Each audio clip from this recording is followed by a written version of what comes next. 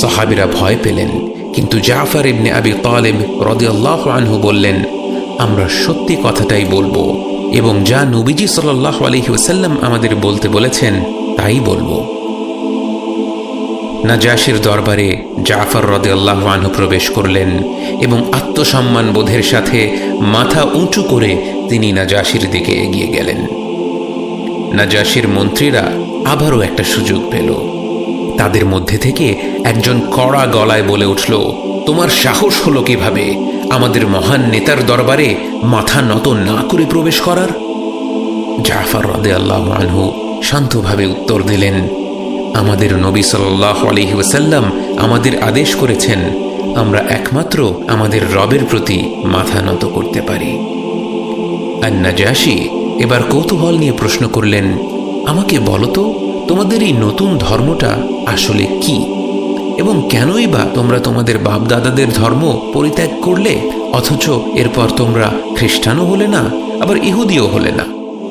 এই প্রশ্নের মুখে জাফর রাদিয়াল্লাহু আনহু এত চমৎকার একটি উত্তর দিলেন যা ইসলামের ইতিহাসে চিরকালের জন্য স্বর্ণাক্ষরে সংরক্ষণ করা হয়েছে। তিনি বললেন, মহামান্য নাজাশি, আমরা অজ্ঞতায় ডুবে থাকা এক জাতি ছিলাম। আমরা মূর্তি পূজা করতাম আর মরা পশুর মাংস খেতাম। আমরা নানা ধরনের খারাপ কাজে লিপ্ত হতাম, পারিবারিক সম্পর্ক ছিন্ন করতাম, প্রতিবেশীদের সাথে ঝগড়া করতাম এবং আমাদের মধ্যে যারা শক্তিশালী ছিল তারা দুর্বলদের অত্যাচার করত। আমরা এমন পরিস্থিতিতেই ছিলাম যতক্ষণ পর্যন্ত না আল্লাহ তাআলা আমাদের মাঝে এক নবী পাঠালেন।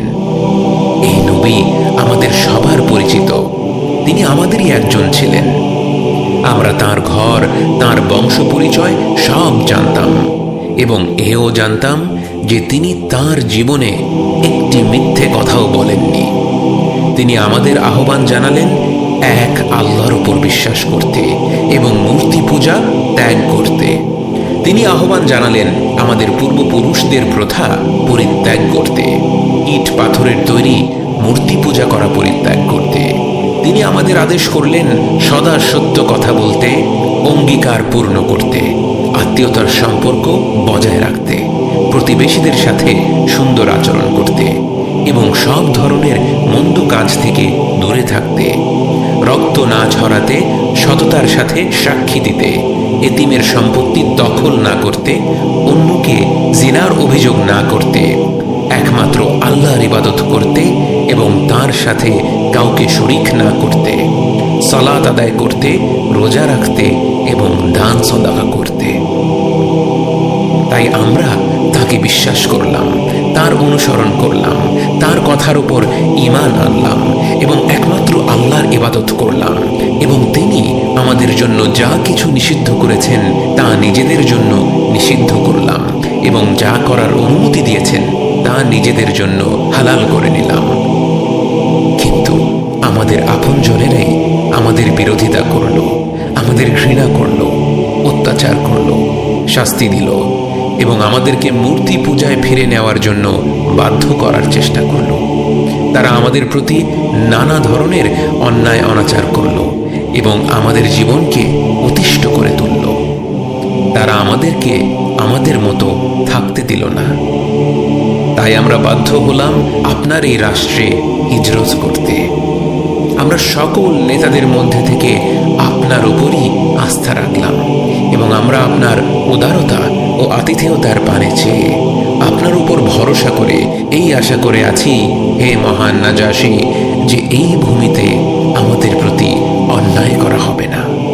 দরবারের সকলেই মুগ্ধ, বিশেষ করে নাজাশি।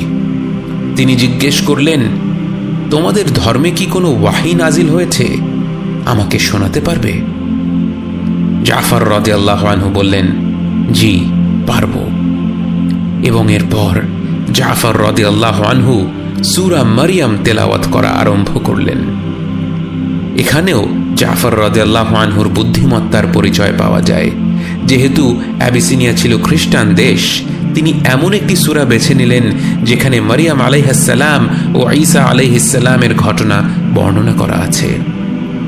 তাঁর তিলাওয়াতের প্রভাব এত প্রবল ছিল যে আরবি ভাষা না জানা সত্ত্বেও মানুষের চোখে পানি চলে এলো। যখন নাজাশিকে আয়াতগুলোর অনুবাদ শোনানো হলো, তিনি কাঁদতে আরম্ভ করলেন।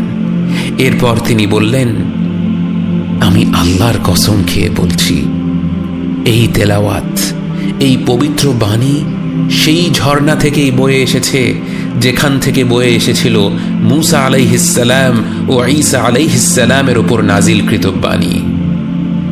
এবং এরপর তিনি আমর ইবনুল আসকে উদ্দেশ্য করে বললেন, তোমরা এখান থেকে চলে যাও, আমি কখনো তাদেরকে তোমাদের হাতে তুলে দেব না।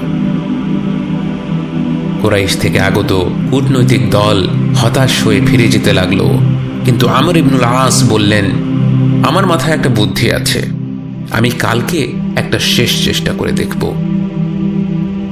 পরের দিন আমর ইবনুল আস আরেকবার নাজাশির সাথে সাক্ষাতের অনুমতি ম্যানেজ করলেন এবং নাজাশিকে বললেন, হে নাজাশি, আমরা আপনাকে এই নতুন ধর্মাবলম্বীদের ব্যাপারে একটা কথা জানাতে ভুলে গিয়েছিলাম।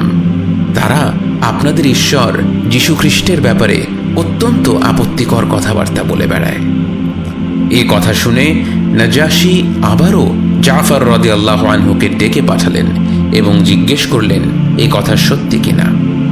উত্তরে জাফর রাদিয়াল্লাহু আনহু বললেন, হে মহান নাজাশি, আমরা ঠিক তাই বলি যা আমাদের নবী সাল্লাল্লাহু আলাইহি ওয়াসাল্লাম আমাদের জানিয়েছেন, যে ঈসা আলাইহিসসালাম ছিলেন আল্লাহর বান্দা, একজন মহান নবী এবং আল্লাহর কালিমা। মা মারিয়াম আলাইহিসসালাম ছিলেন তাঁর কুমারী মাতা। এবং এবার নাজাশির নিজের বিশ্বাসও প্রকাশ পেল। দেখা গেল যে নাজাশি আপাতদৃষ্টিতে খ্রিস্টান ধর্মাবলম্বী হলেও মনে মনে তার কাছে ট্রিনিটি বা একের ভেতরে তিন ঈশ্বরের বিষয়টি বিশ্বাসজনক মনে হতো না।